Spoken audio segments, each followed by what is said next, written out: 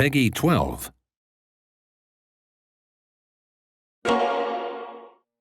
In a video game, what you hear is just as important as what you see. So sound plays a major role in fostering a strong sense of immersion. Humankind is our most ambitious title to date, so it was only natural that we also step up in terms of our ambitions for sound design.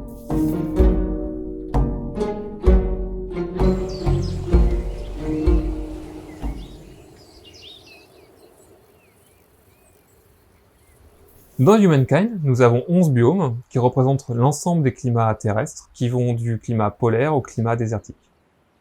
Et ensuite, sur chaque type de terrain, par exemple sur une forêt, on va utiliser ce qu'on appelle la biophonie. Donc la biophonie, c'est un concept qui a été inventé par Bernie Krause, qui est un bioacousticien. Et cette biophonie, en fait, c'est un mélange de sons naturel que la nature crée par elle-même. Pour sonoriser ces différents biomes, nous avons nous-mêmes enregistré des environnements aux différents endroits de la planète, mais nous avons aussi travaillé avec un spécialiste. Alors pour sonoriser le climat tempéré, j'ai utilisé beaucoup de prises de son qui sont autour de moi, hein, voilà, donc notamment la vallée des Eaux Claires en Charente, qui est voilà un endroit vraiment propice à l'enregistrement d'oiseaux dans la forêt, particulièrement le matin et en fin de journée. Tout ça représente des centaines d'heures d'enregistrement qu'il a fallu intégrer dans le jeu. Pour ça, on a développé un système évolutif et dynamique qui s'adapte à ce que voit le joueur. Par exemple, si le joueur décide de se rapprocher du littoral, il va entendre au fur et à mesure le son des vagues se briser et des mouettes se rapprocher.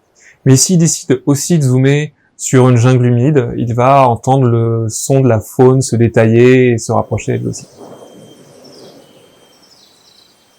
Donc on va constituer une ambiance sonore d'abord à partir d'un fond d'air, c'est-à-dire le son du silence. Alors le son du silence, il est particulièrement difficile à enregistrer, puisqu'il faut pas d'avion, pas de présence humaine, pas de voiture, donc on est obligé d'aller dans des endroits très très reculés. Donc ce sont des sons que j'ai été enregistrés principalement en Écosse et également aux États-Unis, au Grand Canyon par exemple, où on va avoir vraiment des sons de vent très minimaliste, très peu d'oiseaux, mais tout de même on a une couleur particulière et c'est cette couleur-là qui va donner la base du biome sur lequel on va ensuite rajouter différentes couches.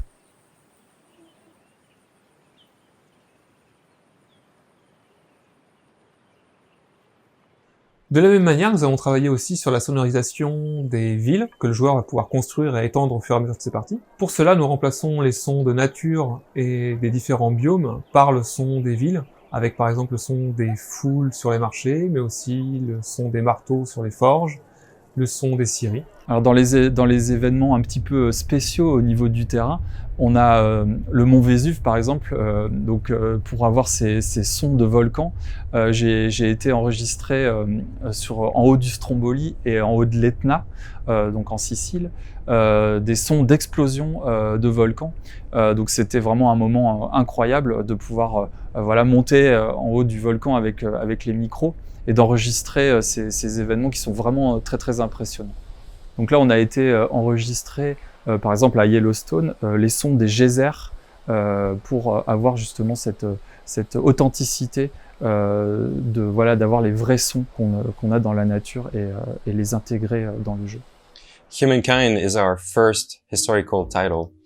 We're learning so much, we're experimenting so much, and every detail of the game aims at immersing you in humankind's journey through history.